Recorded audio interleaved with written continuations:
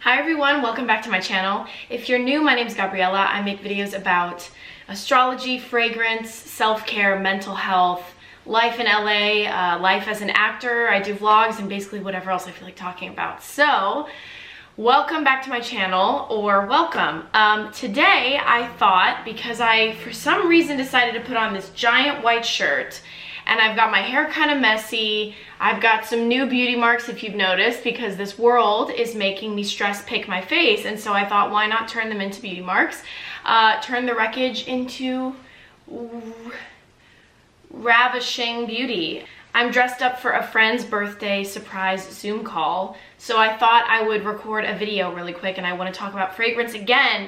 Let's see, how many fragrances do I have here? 8. Oh, I love that, even number. So today I felt quite chic actually in my little white shirt and my kind of messy hair with my new beauty marks. So I decided to make a video about my 8 most chic fragrances. And when I say chic, what I think of is what I would think of if I or someone else is wearing a very stylish outfit, but effortless. Very cool, very, effortless. Not something try hard. A fragrance that isn't too loud, that goes with the general aura of being very stylish, giving the impression that this person has their life together. There's something interesting about them. I think chic people, how you become chic with your style and things like that is you've got to have lived your life. It's often those people who have the privilege to travel, or who have a lot of stories, or who have just lived and who aren't perfect. I mean, we often see like the most chic people smoking cigarettes, or they've got messy hair, and I'm not condoning that, you know, smoking cigarettes, but I'm saying they're not perfect, clean-cut people when someone is seen as chic. So these are unique fragrances. That's another part of being chic, definitely, is having a style and an energy all your own, not being a copycat, not being just like everybody else, but also not trying to be, so just being at home in who you are. Although I'm really a gourmand girl, for the most part, most of these are not gourmand.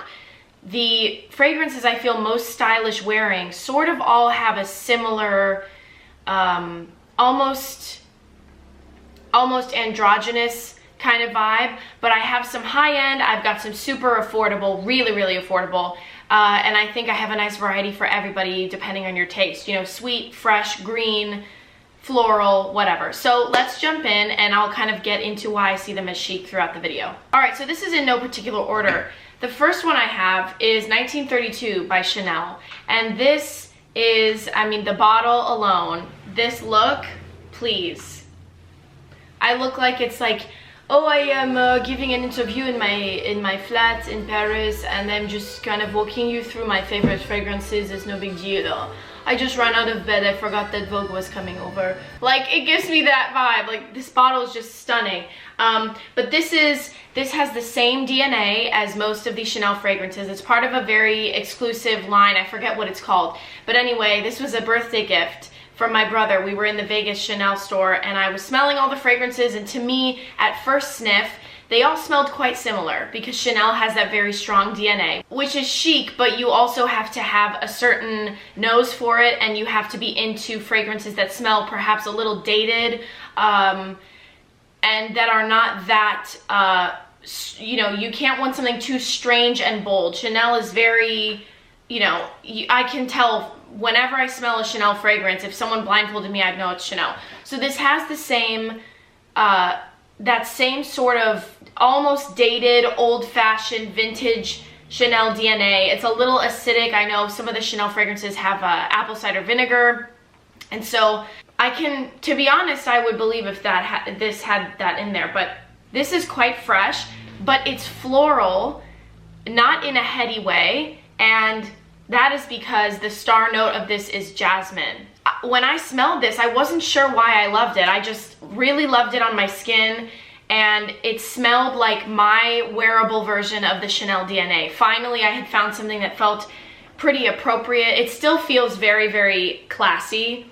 It feels, you know, I would probably wear this every day if I were in Europe, just because I've talked about this before. My style, whenever I visit Europe, certain areas, my style is much more elevated. I break out my blazers, I break out my loafers, I break out, you know, if I have pearl jewelry. Living in LA, It's not, we are extremely casual, and so my fragrances kind of reflect that I pick every day. But I've also mentioned before that this is a fragrance I would wear to a museum date or a theater opera date. I can see this being worn at any time of day. It's not something I would describe as sexy. The person who is wearing it could absolutely be described as sexy, but I wouldn't wear this to the club or anything where things are going to get wild. I actually didn't know it had jasmine. The first several days I wore this, and then I looked up the whole line on Chanel.com, and I saw that this had jasmine in it. And I don't know if I'd know that by first sniff. It's just, it's a more feminine, bloomy version of the Chanel DNA. And for me, Chanel is chic, and people who have the nose to recognize Chanel fragrances, if they recognize that, it already gives you a little boost. Like, yes, I am so classic that I wear Chanel fragrance. It's fresh, you smell clean, which to me, yes, you can look a little disheveled if you want to look chic, but you need to be clean. So Chanel 1932 is just chicness, city, put together woman chicness in a bottle. The next one is Mancera Roses Vanille Eau de Parfum, and this is just that, roses and vanilla. This is much more sweet and gourmand, but very, very different than Chanel. This one, if I had, you know, one word, it would be fresh. And this one is definitely sexier. It has that sort of Mancera Montal base of, on the right man, this would smell incredible. I have a friend named Josh. He wears Joe Malone Wild Bluebell, is that what it's called? Anyway, he would smell great with this because he can really rock, with his body chemistry, he can really rock women's fragrances, and they kind of turn a little masculine on him. But yeah, this is roses and vanilla. It's syrupy rose. It's probably, yeah, it's the most gourmand of any of these. And the rose is not powdery. It's not old-fashioned rose. Like I said, it's syrup rose. It's almost like if there were a rose liqueur, and it's just unique because you hardly ever smell rose this sweet and also this minimal. If rose is going to be sweet, it's going to be in a commercial designer fragrance with 1,000 other notes, and that's it. Or it's going to be like in a one-note fragrance, Red Roses, Joe Malone, something like that. You don't smell rose next to something this syrupy and sweet a lot. It really reminds me of a rose liqueur milkshake or something. It's just chic because it's unique. It's not something that I've ever smelled on anyone. It's not even notes or the sort of composition that you smell frequently on people. It lasts a very long time. It's very bold, and I find that people that I see around who I think are chic oftentimes are wearing very bold fragrances. You often can smell them, but they smell expensive. This fragrance smells expensive. It's lovely and sort of dark and sexy and alluring, but the notes are so pure and so, you can tell they were meticulously chosen, meticulously blended, which gives it that very luxurious, expensive smell. And I just think someone very unique and very at home in their beauty would wear this. And I adore this fragrance. The bottle is also so simple and beautiful. So that is Mancera Roses Vanille Eau de Parfum. This next one, we are going way down as far as price, and I've mentioned this a lot. This is Zara Oriental, and this one smells very expensive to me, very chic. I remember when I first moved to LA, I was very, very much into like honing my French girl style, and it's before I really sort of allowed myself to, you know, I was very much like sort of trying the costuming thing. You know, when you have a new style and you want to hit every mark of that style, even if it's not in your comfort zone, you want to try, let me wear trousers in LA. I'm sorry, like, no young people wear trousers here for the most part. It's just too fancy for LA. And yes, you can do whatever you want, but I'm saying, like, there's just a world of a difference from here in New York, from here in Chicago, from here in Mexico City, from here in Paris. It's just so different. So I was like, let me do my Breton stripe bateau shirt and my trousers and my loafers and blazer and scarf. And I was doing the whole thing. And so when I was really in that phase, I bought Zara Oriental because I loved this. This didn't have to do with my whole French transformation, but it takes me back to those days. And this is just woody and dark and elegant. It's just right before elegance becomes sexy, sex appeal, you know what I'm saying? So it reminds me of right before, I mean, you're at the end of a lovely, luxurious dinner. It's that energy where people have been having some drinks, you're well dressed, the food was great, you're basking in the luxury of it, but you're not at the club yet. You're not, you know, doing after hours. Come on, you can come up. This is just a woman at ease. I would wear this with something like that. Whenever I wear a blazers or a button-up shirt or something a little bit more escalated for LA style, Zara Oriental is always one that I consider. It's just extremely elegant. It has a little bit of that sort of dated smell, but really it's just classic, that's why. So it doesn't smell experimental, it doesn't smell like it's something sort of strange and with a lot of marketing tactics and weird notes that came out in 2020. I mean, this smells like it could be, you could say this is a Guerlain older fragrance, something like that. But I can see a classic French fragrance house coming out with something like this. It's just absolutely lovely. And on the skin, it's creamy. It's almost gourmandy. I think that's why I liked it so much. It's very, very creamy. So it's like a skin scent, but better because you know you're wearing something, and it smells very expensive to me, and it's not at all. But it's not loud, and it doesn't project nearly as much as this one. And it's just a beautiful, elegant woman. It smells like velvet and silk and satin and luxurious fabrics and, you know, hair with a little bit of cigarette smoke in it. Not that there's any tobacco in here, but it's that vibe of like, I'm thinking of like an opium den. I don't know why. Anyway, Zara Oriental it smells exotic and unique and lovely and expensive, and I love this one. All right, this next one is another very affordable one, and this one is from Europe. This is Oysho 1 Eau de Parfum.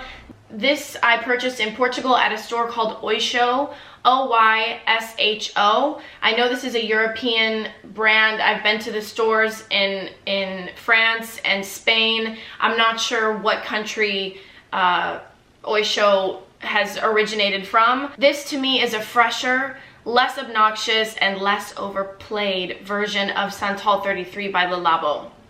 Yeah, this is just delightful. Oh my goodness. It's green and fresh. It's definitely not as heavy as the Santal 33 by Le Labo. It doesn't project as much. I don't imagine this would give anyone headaches. It sits closer to the skin. It also sits more naturally to the skin to me. It smells like a true skin scent. It smells smoky to me. It's vetiver-y. It's green. In the bottle, I'm smelling a lot of tobacco right now.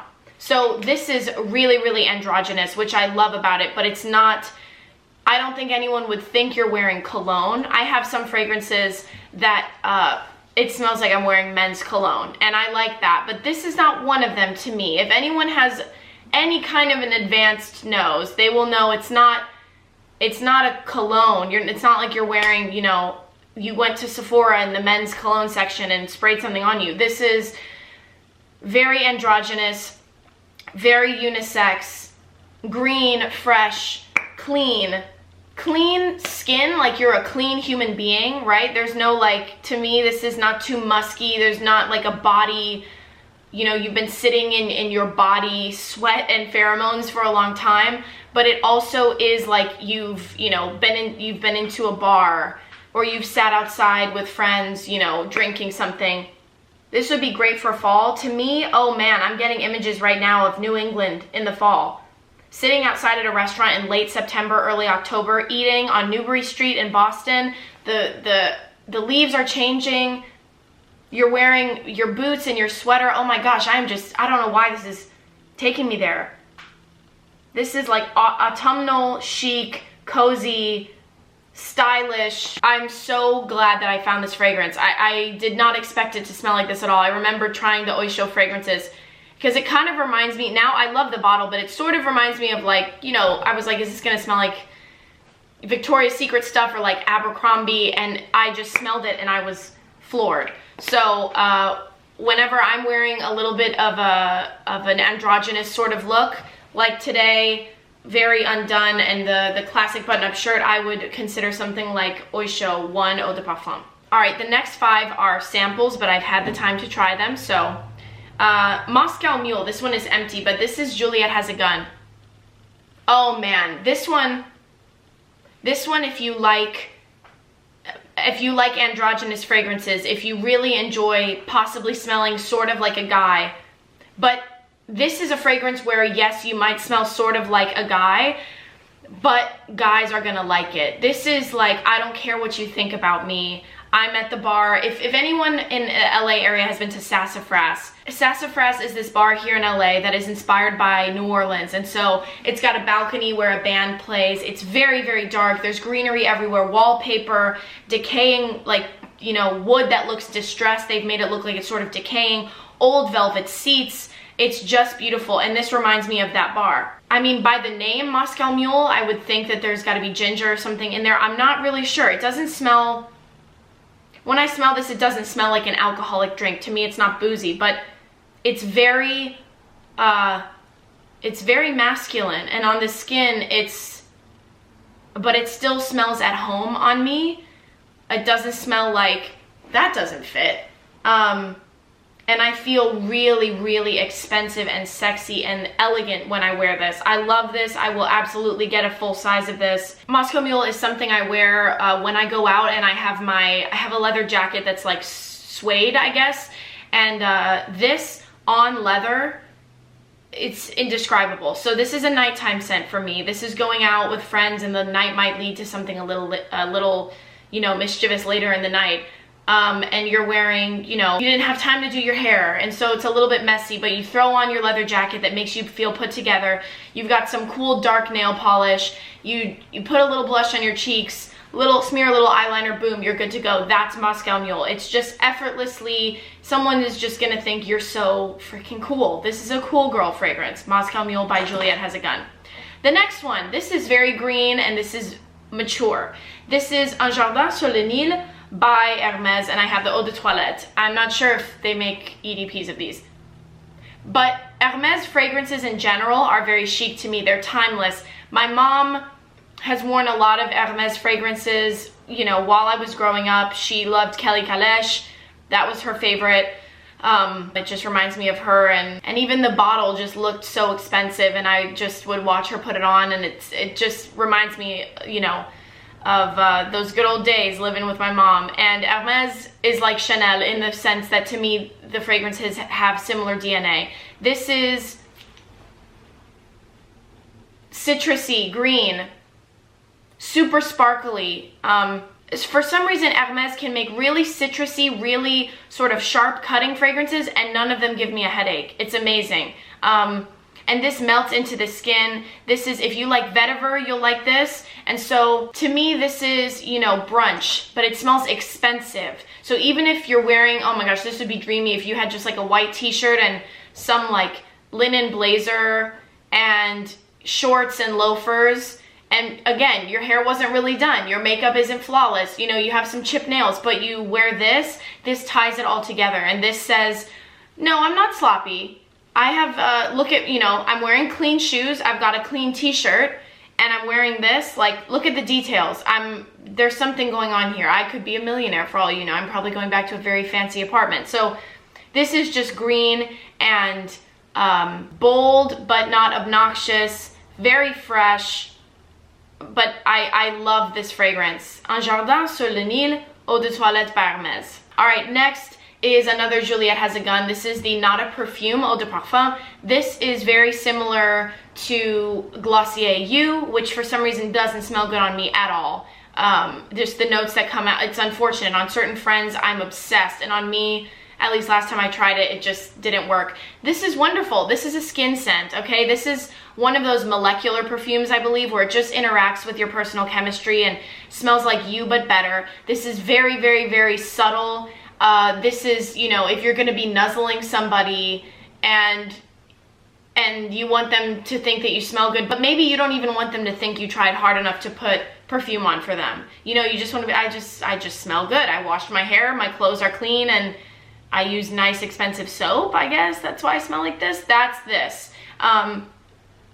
This is so, so stunning. I can also see my mother loving this. So mom, if you're watching, Not A Perfume by Juliette Has A Gun, but it's very appropriately named because it doesn't really smell like a perfume. So if you're someone who wants to smell like a fragrance, you walk into a room and boom, you smell your fragrance as well as see you, this is not the one. But it gives enough that there's something there. I would wear this if I were like in Paris and this new guy that I met the other night was like, all right, we've been out a couple, you know, 2 times. Why don't you come over to my apartment? We'll have some wine, we'll chat, we'll listen to music, and we'll see where the night takes us. This is what I would wear.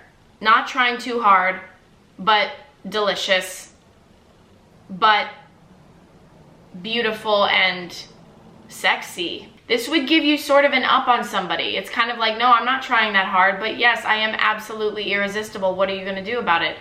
Not A Perfume, Juliette Has A Gun. Next one is one that I've heard people talk about for many, many years, and when I smell it in the bottle, it just goes to show, I'm learning, it just goes to show you have to spray it on you and you have to give it a chance on your skin. You have to give it a chance to develop. In the bottle, it is just not the same. This is Tom Ford Noir pour Femme, and in the bottle, I smelled it and I was like, this is so dated, this is so old-fashioned, this smells old, this smells like my old aunts or grandmas would wear this. No, no, no, no, no. I got a sample, clearly, and I've been wearing this in the evenings during lockdown because it just makes me feel elegant and sexy. And it's funny because I was like, well, no one's gonna smell me anyway, so I might as well actually try this on my skin.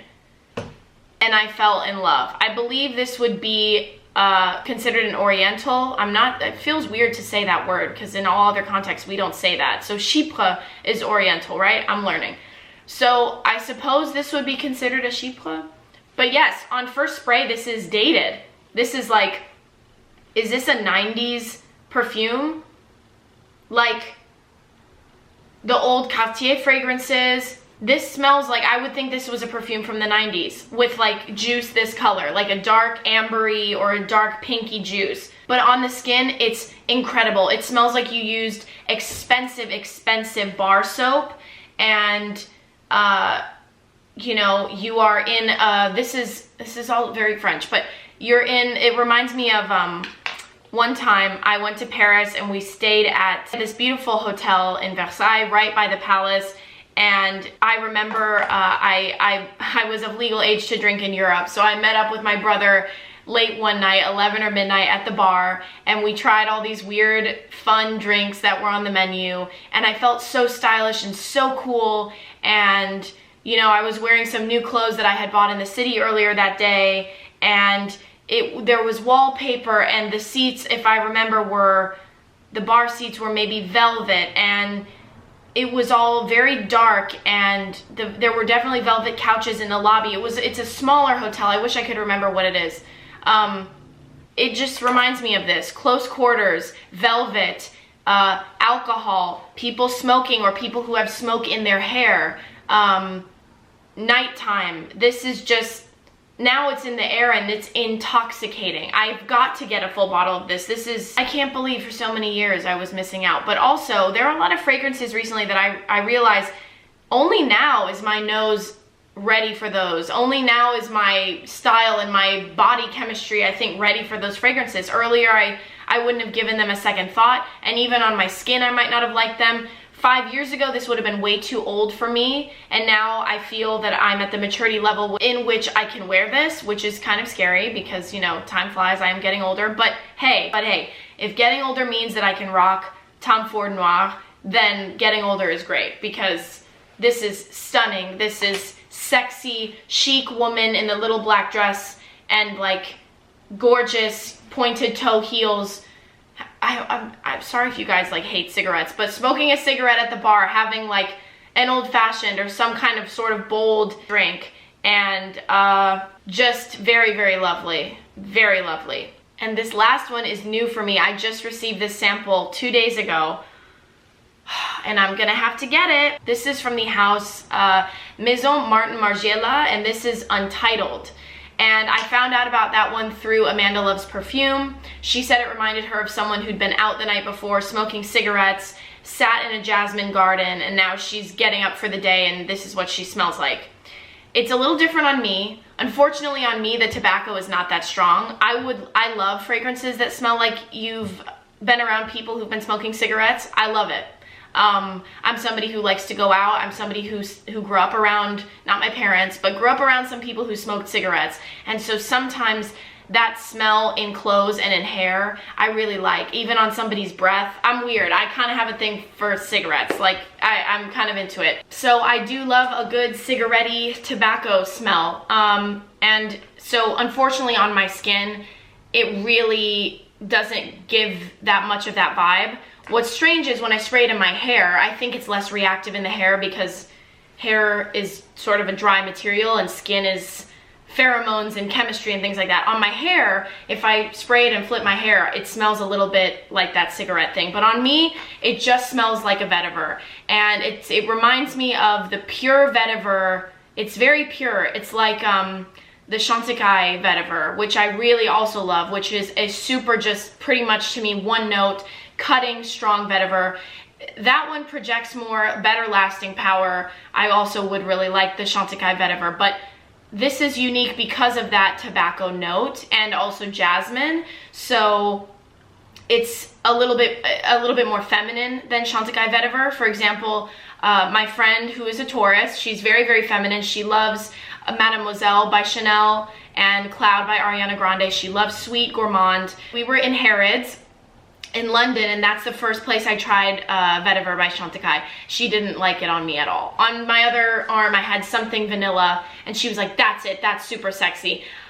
But I like a little bit of masculine, I like a little bit of androgyny, so I was into the Chantecaille vetiver. But I know vetiver is not for everyone, and it's not something I would wear on a first date, for example, or when trying to seduce someone.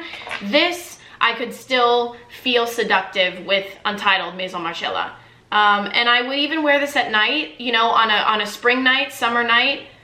I think this would smell great. I'd also be curious to see how this smells in cooler weather.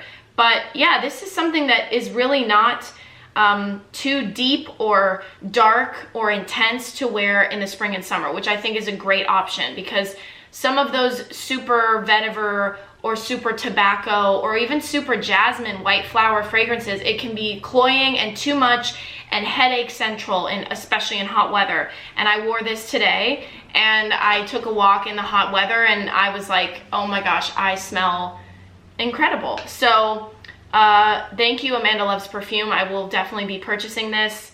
I wish it projected more. I wish the lasting power were better. However, this sprayer is not very good. So it's possible that when I have the full bottle, the sprayer is more of an intense spray, and so I'll get more coverage and more intensity from that. Anyway, it's just a beautiful, unique perfume, and I'm willing to take that gamble and purchase it.